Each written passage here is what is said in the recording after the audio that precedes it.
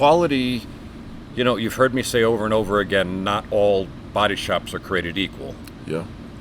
In terms of personnel, in terms of space, in terms of equipment, in terms Education. of education, Yeah. there's or certifications. It's all over the board. Sure. So quality becomes all over the board.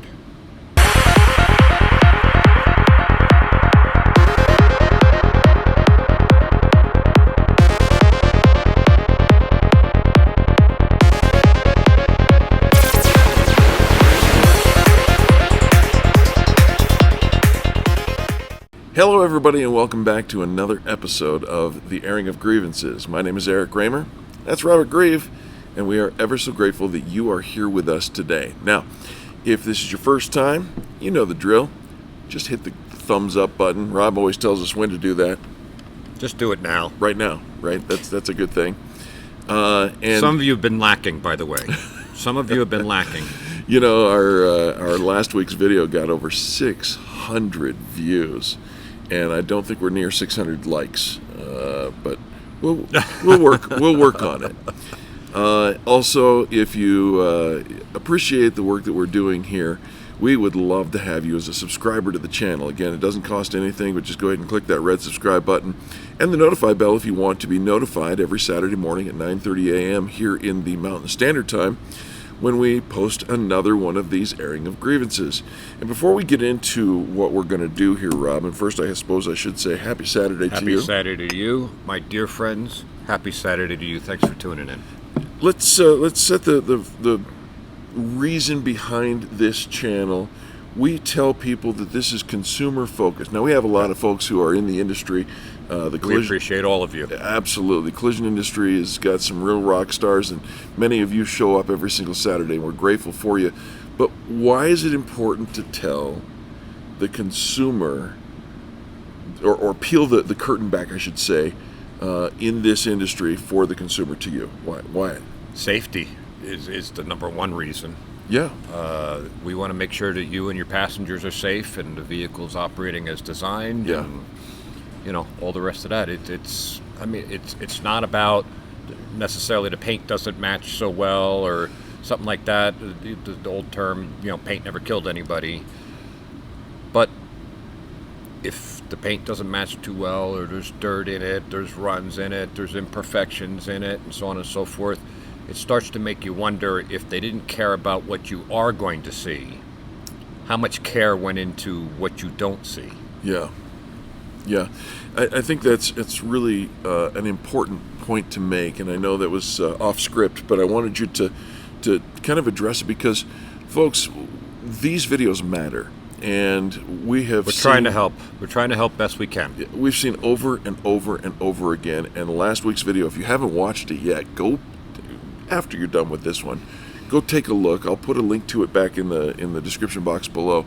But I'm telling you, the stuff that we're talking about, in some cases, has life and death implications. It could. And in many cases, it certainly has dollar amount implications. It's always money. It is. And today will be no different. So, with that being the case, let's talk about what we're going to talk about today. Before we get there, I just want to say thank you again, if that's okay. Please. For all the likes and shares and the amazing proud moments of reading your comments and how you set it up, and the support it's heartwarming, and I'm just so very, very grateful, and I wanted to make sure that I got that on the books. I'm truly grateful for all you folks. Yeah. I really am. It's important stuff. Yeah. And before you get into that, when we talk about post-repair inspections, they're just, it's not something I like to do. You don't like to do the post-repair inspection? No. Oh. No, they're incredibly time-consuming. You're basically starting from scratch to try and figure out what somebody else did. And the research in the procedures that should or may have been used, and was it done properly? It takes an incredible amount of time. Yes, we get paid for it, but nowhere near what goes into it. Sure. and I do them to help consumers out. Yeah. That's the only reason I'm doing it. It's not. It doesn't make me happy to find these issues and to look at somebody. Nobody wants to have all their stuff looked at and all the rest of that. It's a stressful time for everybody involved. Yeah. And for us as well. This is not something I like to do, but I do it for the consumers. Yeah. Because they don't have any other place to turn. And Right. a lot of shops in the area do send people to us because they really just don't know how to navigate those waters. Sure. And every situation is a little different. Yeah. But the video we did last week on the Dodge Ram, that's just one car with an insurance company and a body shop. Right. Doesn't make them the only bad people. This is many insurance companies and many body shops are doing this exact same stuff. So while I called out some people last week, well, I didn't call them out. The consumer did. The consumer did. It's everywhere. Yeah. It's everywhere. It is an epidemic of unsafe vehicles on the road. So that's what we want to talk about. All right. So with that being the precursor to the conversation, the topic of what we're going to talk about is why are post-repair inspections even necessary? Well, they're necessary, again, for safety reasons. Yeah. But quality, you've heard me say over and over again, not all body shops are created equal. Yeah. In terms of personnel, in terms of space, in terms of equipment, in terms Education. of education, Yeah. there's or certifications. It's all over the board. Sure. So quality becomes all over the board. And you need to be safe. Yeah. And you need to have your passengers safe. Yeah. And when you sell that vehicle, you need to have peace of mind that you're selling something that's whole and somebody else isn't going to get hurt in. Yeah. As we were preparing this, I kind of heard what you said there and ran it through the filters in my head, and I kind of came up with something like this. Sometimes people in positions of trust do untrustworthy things. And you can apply that to any number of scenarios in life. And, the phrase people in positions of trust applies to a number of different scenarios. But in this particular case, unless you are a technician / painter / jack of all trades, you're going to take your car to a collision center because you don't know how or don't have the equipment, the training, the certifications, all that to do it yourself. Right. So that's why I hire a plumber. Right. Because I'm no good at it. No, you got the right pants, but you don't have the skill set, right? Yeah. So I don't know what they know. So when we bring our vehicles to a person in position of trust or people in positions of trust, and they let that trust down with poor quality, cost-cutting situations, or a combination of both, where they prioritize savings and profits over safety, that's where we get involved. That's why we get involved, right? And that's what we're going to really break So down what are some of today. the motivations? Please. I mean, let's just use an ugly word, greed. Yeah, They're all over the place, and it's on everybody's plate. unless your name is Gordon Gecko, greed is not good. It certainly shouldn't be the number one driver, and yet we see time after time after time that decisions are being made by those in people of positions of trust who are putting the bottom line over the position of safety. I don't disparage people that want to make money. No. I disparage people that want to make money at somebody's expense. Yeah. And many times, and the video last week was a prime example of that. And why did that happen? Why was that vehicle repaired so poorly and delivered so poorly? Hold that question for those of you who are just viewing this for the very first time. The reason he's asking, the story he's talking about is, and again, you can go back and look at the video from last week, but it's about a 2022 brand new Dodge Ram 1500 that was damaged in a hit with a deer, an accident with a deer, and both the collision center and the insurance company leveraged that to their benefit, and they butchered his truck, and the end of it was the truck was bought back by the insurance company because it was such a bad job. Sorry, but yeah, just to catch you guys up. All right, so why? Is it why did that repair get done that way? Yeah. Was it greed? Was it lack of training? Lack of researching processes and procedures? Could have been any number, because you got three players, right? You got the insurance company, right? You got the body shop, right? And you got the consumer. Yes. So the consumer's not involved. They just want the job done properly, and it's a you understood when you take your, self to a collision center or you go out for a steak dinner, that it's going to be done properly. Right. They're the experts. Person in position of trust. But what motivates all these different parties? Yeah. And so let's start with the first triangle, if you will. Yeah, Rob came up with a great idea of illustrating this concept to make it simple for you to process and understand.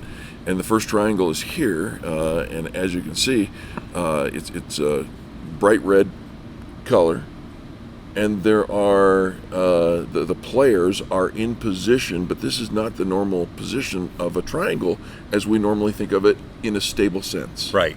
So in this scenario, you have your insurer and you have your shop, and they're basically pushing down on the consumer.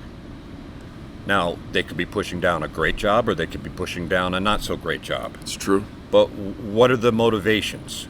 The insurer wants to save money. Penny the shop saved is penny wants earned. to make money. Yeah. And all these decisions at the top are being made and coming down on the consumer, right? And the final product.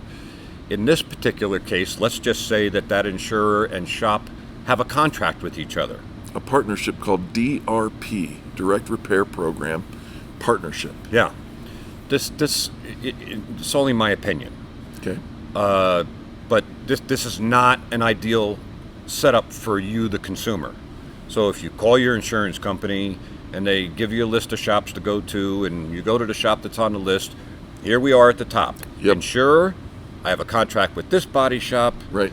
And they're going to do it the cost savings way that we dictate, and we're going to save money, and they're going to get a consumer. Right.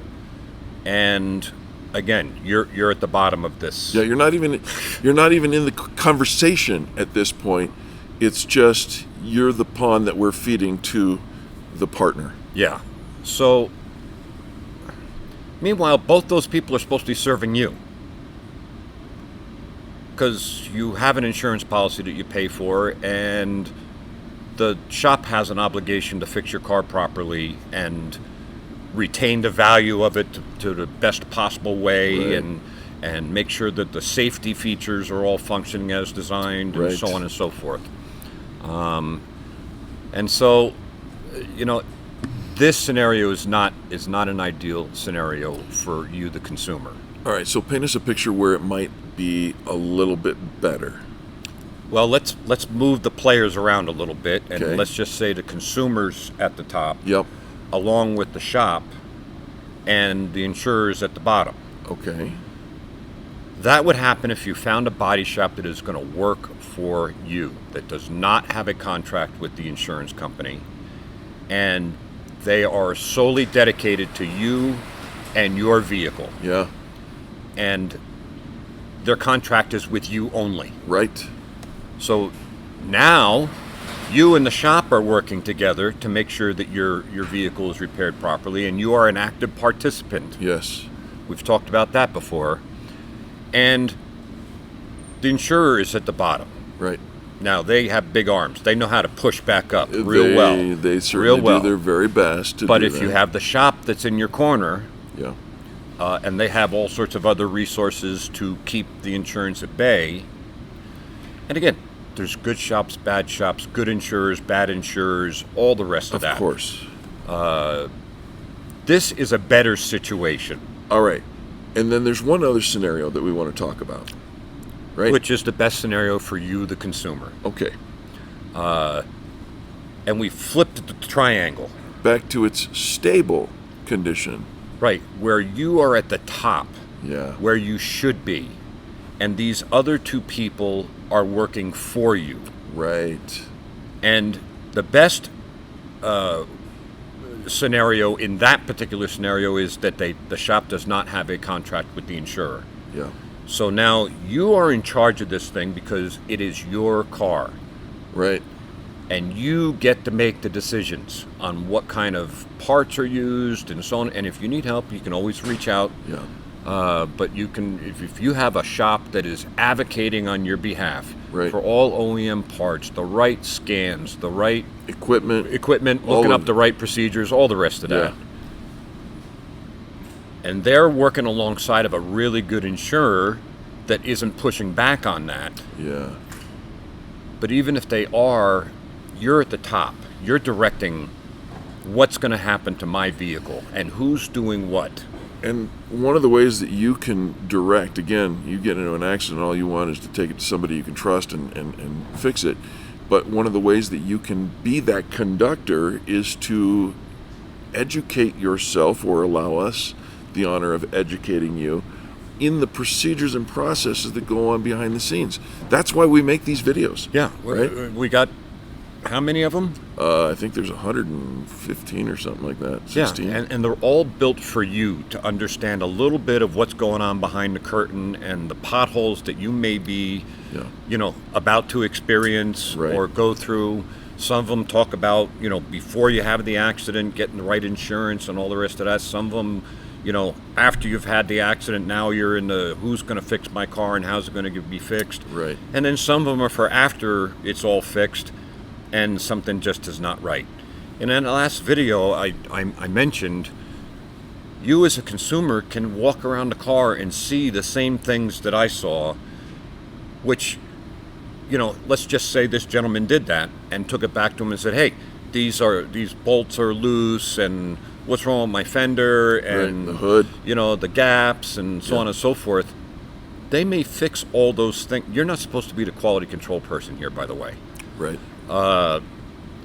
They may fix all those things, but there could be other things that you don't know about. And that's why a post-repair inspection becomes important by somebody that knows what they're doing, that's independent of the situation, and has the ability to look up the procedures and check the electronics of the vehicle and measure, structures and all the rest of that, just to make sure you're safe. Yeah. So the secondary question to the topic at hand of why post-repair inspections are necessary would be when. When should you invoke or bring up the need for a post-repair inspection? Let's go back to the triangles. Those first two triangles are troublesome. At least cause for concern, right? So if you find especially yourself... the first one. Especially the first one. If you find yourself in a situation where everybody's talking down at you and not explaining the process, not going through the not estimates, communicating, right? That's a big red flag. Is why our triangle is red. The second case where you find yourself on an even level with the body shop, but the insurer is doing his best to push up anyways, that also may be a red flag. If you're going to one of the shops that the insurer recommends, that's a red flag. I would always encourage a post-repair inspection after that. Or if you just think, you're driving down the road and it just doesn't feel right, or it doesn't seem right, or a light comes on the dash. Be very careful of that. Yeah. Well, Rob, I think we've made the case for why post-repair inspections are necessary. if somebody needs one, who do we call? How do we go? How do we find a post repair inspector?